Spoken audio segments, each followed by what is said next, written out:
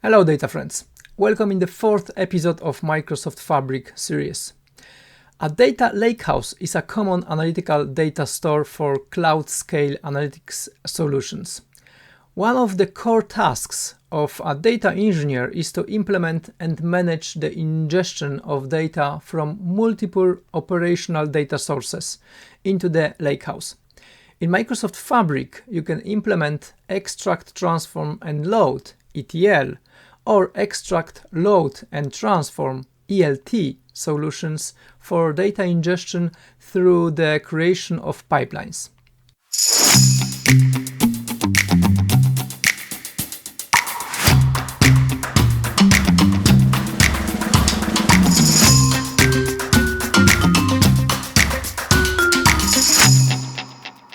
Fabric also supports Apache Spark, enabling you to write and run code to process data at scale. By combining the pipeline and Spark capabilities in Fabric, you can implement complex data ingestion logic that copies data from external sources into one lake storage on which the lakehouse is based, and then uses Spark code to perform custom data transformations before loading it into tables for analysis. We have Fabric workspace created already, so what we'll do as a first step is to create a new lakehouse, just for this lab. So let me check and select appropriate Fabric workspace. My workspace is MS Learn -have Fabric. So this is what I've got so far, lab 1, 2 and 3, and I'm going to create new lakehouse right now. Okay, so let me go to Synapse Data Engineering first, Synapse Data Engineering here, and then let's create new lakehouse. New lakehouse will be lab 04, and let's click create. This takes a few seconds, and we shouldn't have any tables or files in our lakehouse, which is correct. Now let's create new subfolder in files, new subfolder, and name it new data. So this subfolder will be for any new files that I will be ingesting from the source system. A simple way to ingest data is to use a copy data activity in a pipeline to extract the data from a source and copy it to a file in the lakehouse. Therefore, now we will create a new pipeline and add copy data activity into it. Let's do it. So in the home page here, we should be able to create new pipeline, new section and pipeline. So let's create new pipeline and name it ingest sales data. Now we'll use copy data wizard, which help us create and configure new and the only one copy data activity right now in our pipeline. So there's a few steps in this copy data activity. We need to choose the data source and connect to that data source, and then we'll choose the data destination and try to connect to this destination to just verify if the destination details are correct and works, and then we save this, which at the end creates this data copy activity in our pipeline. Okay, so let's select the data source right now. So for me, in this lab, we'll be searching generic protocol,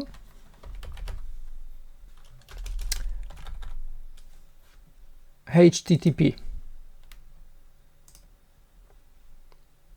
and we are creating new connection.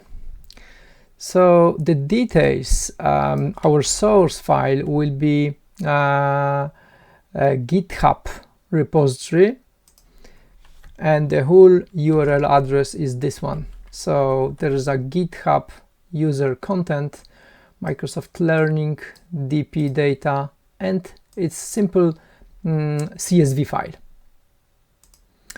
Connection name, we can leave it as is, or we can name it maybe like GitHub sales. GitHub Microsoft Learning sales CSV. Okay, so this is the connection name. Then data gateway, we don't have any. This is publicly available website or place in the internet, so we don't need to configure any data gateway. And then authentication kind or the authentication type is basic. We don't have to put and provide any user name or password, so we are leaving this blank. Let's click next. We need to provide a few other details. So relative URL, we can leave it blank. Request method would be get, and binary copy we are leaving unselected, and everything else we can leave blank. So let's click next and wait for the data to be sampled, and then ensure that the following settings are selected. So what we are selecting now, we need to configure the details about the file format of this source system, of this data source. So this time it's delimited text with comma as a character for column delimiter. Line feed would be \n. And what else? First row as selected. We are keeping this selected because we know that we have in this file we have the header in the first line, and there's no compression, so we can leave it empty. So no compression type. I don't have anything like known, so I'm leaving this empty. So let me double check if let me show you actually how this file looks like. Okay, so I copy paste the URL that I provided for the connection, and here you automatically see the preview of the file. Yeah, because this is simple text, so we can very easily preview this in the browser as well. So as you can see, we have this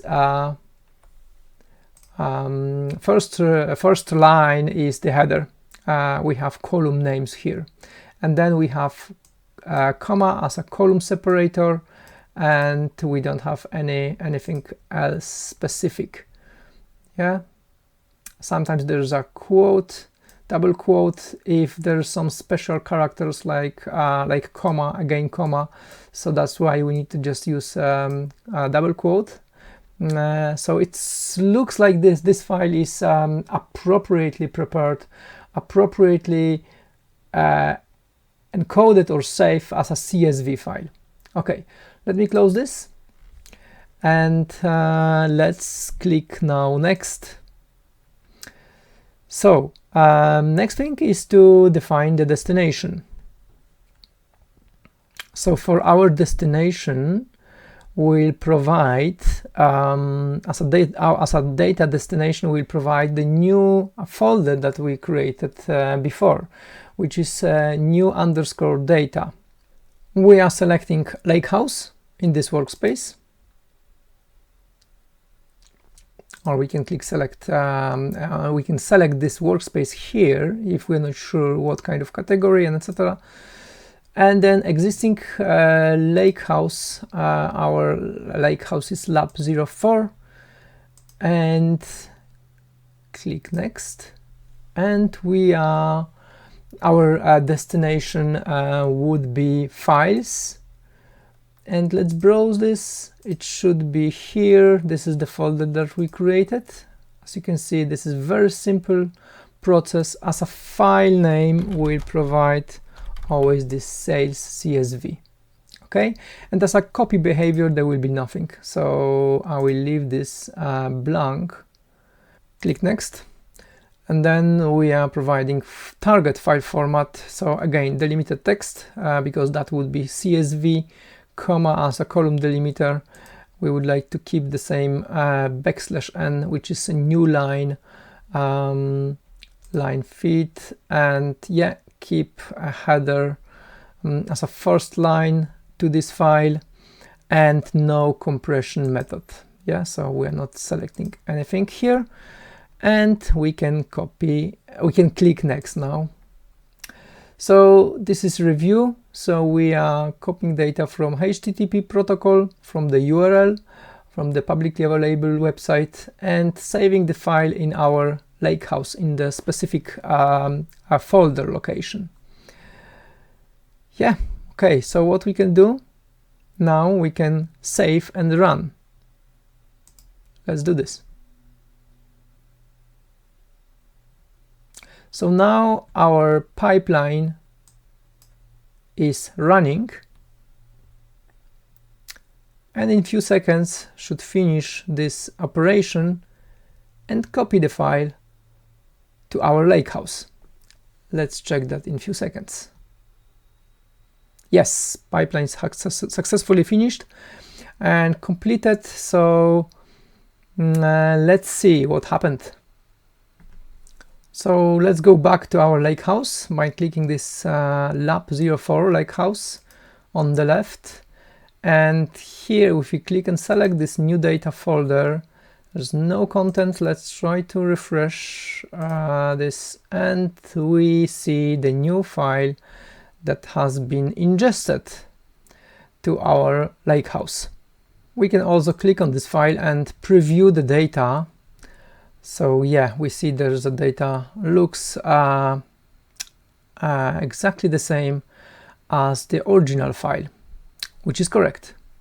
Now we are going to create a new notebook to transform data and load it to the table.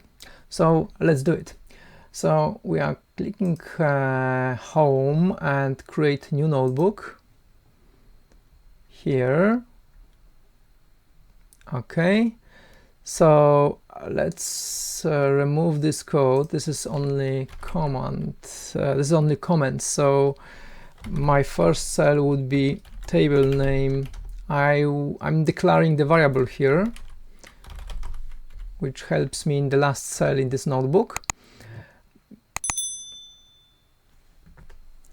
And now I would like to treat this cell as a cell with input parameters. So this is my variable, but I would like to treat all those, the whole cell as input parameters if I have more parameters optionally.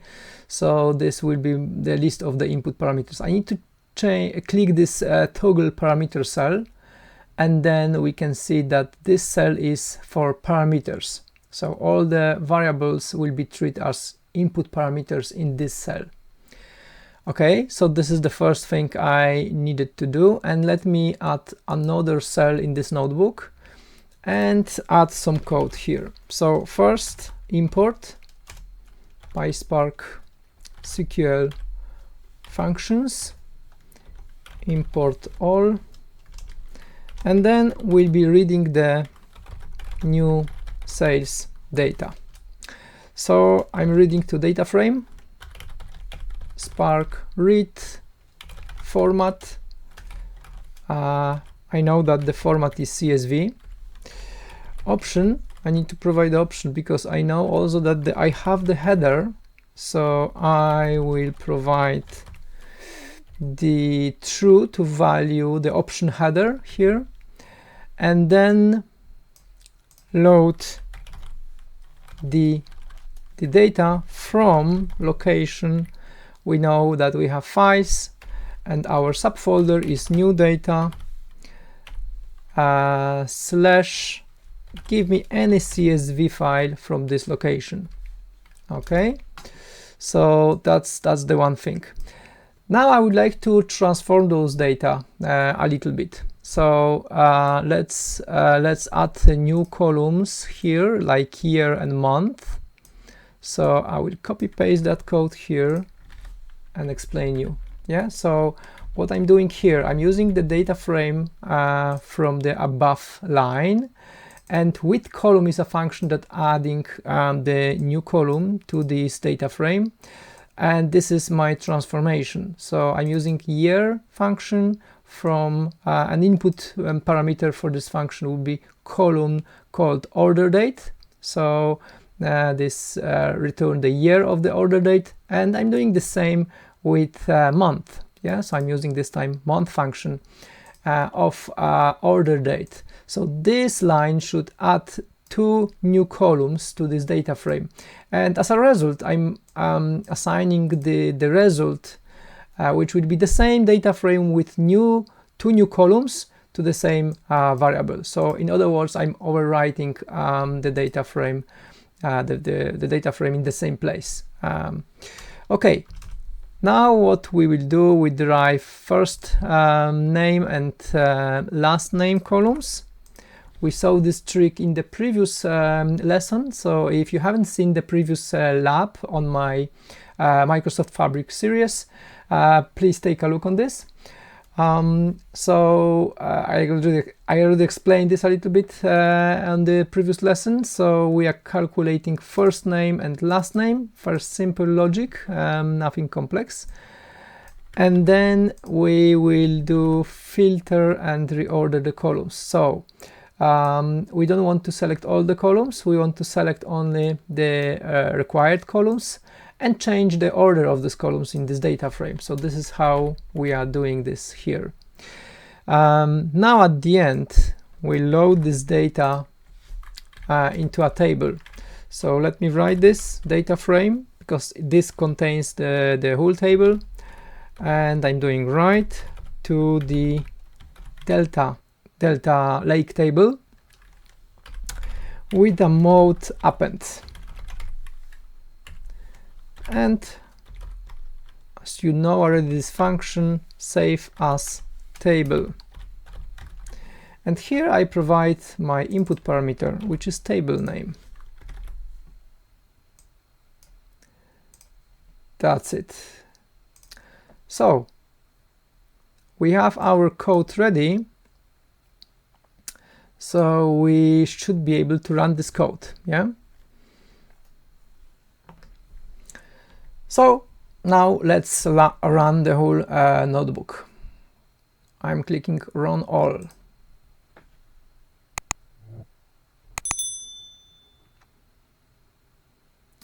So this takes few seconds.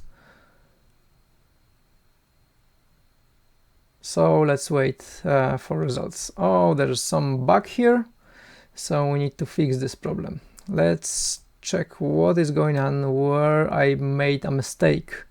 So let's find out. Read the new sales data. Is something wrong here? So probably something is wrong with the path, with the location. So I don't see lake houses here in this context, so let me add the existing lake house here in this context. So this is my lake house I would like to add. Stop now. Okay. And let's refresh this and rerun again.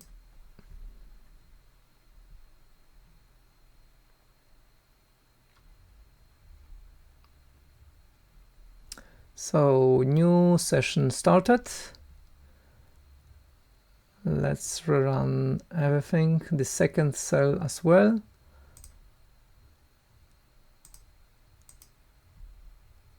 And see if that works this time.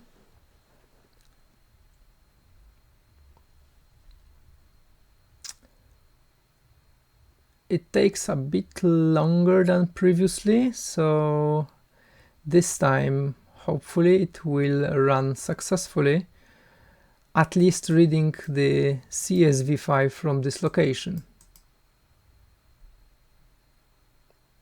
Yes, everything successfully finished. Let me show you all the 7 jobs succeeded. So now we should be able to see new table called sales. new table in tables, of course. So let me refresh this.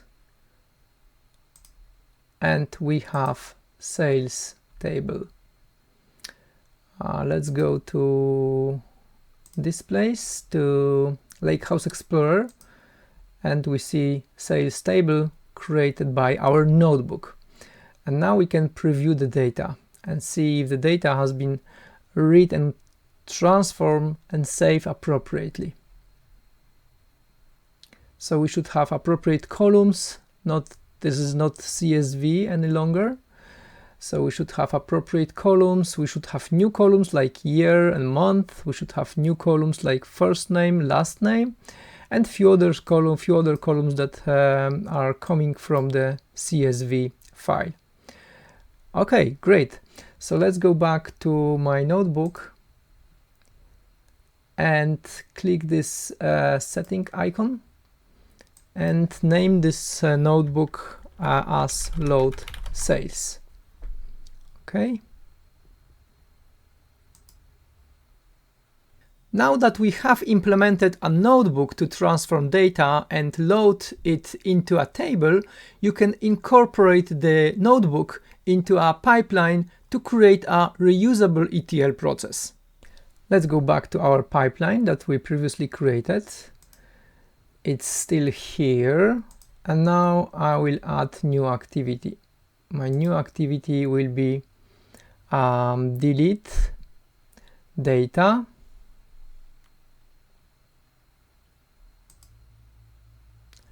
so let me find this. As you can see, it's here, but I can also use this search filter and add this here. Okay, this is delete data. I will rename it delete alt files. Okay, in the source we'll provide, we'll be using our current workspace. Lakehouse will be lab 04, and in advanced we use this wildcard file path.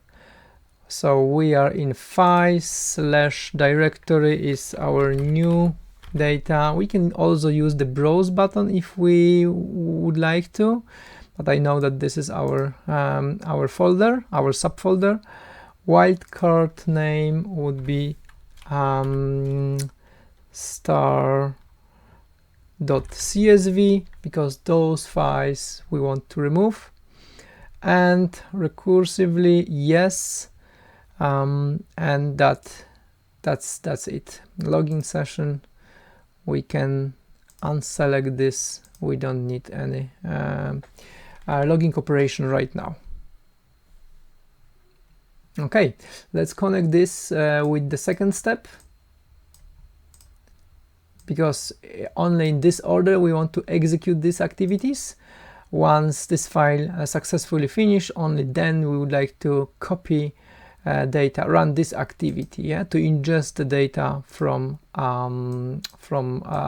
source system. What we do now, after this ingestion, we would like to run our notebook.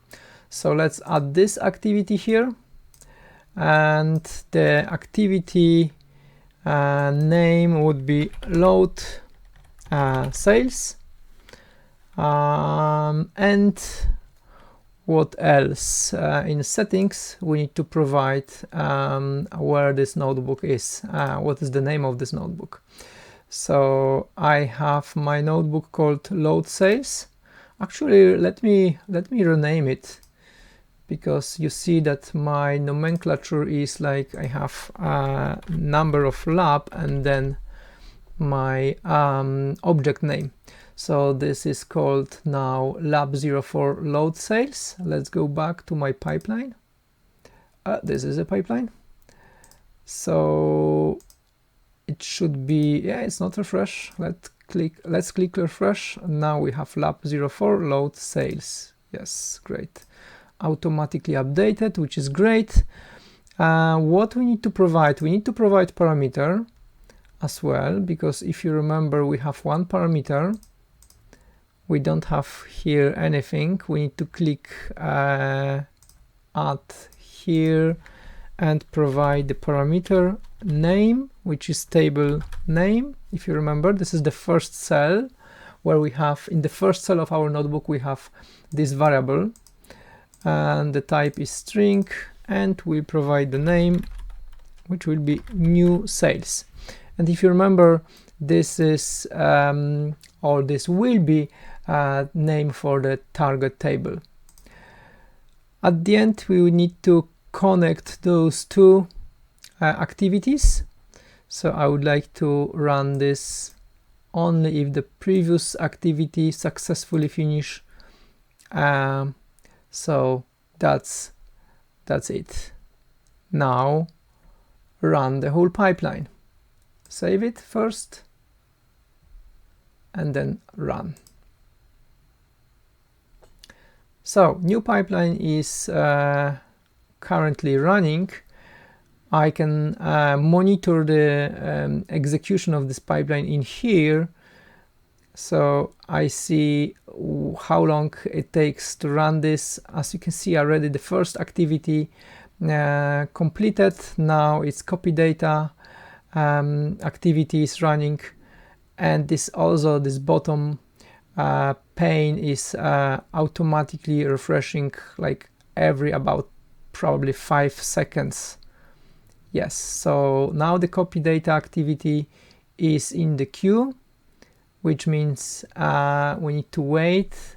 It's not yet started. Hopefully it will start in next few seconds. And once this is done, this pipeline will run the notebook load sales. If it's not refreshing, we can click this icon here to refresh. But unfortunately, our activity is still in queue. Now the copy has been completed and the notebook load sales is running. Let's wait until the notebook finish. Let's click refresh.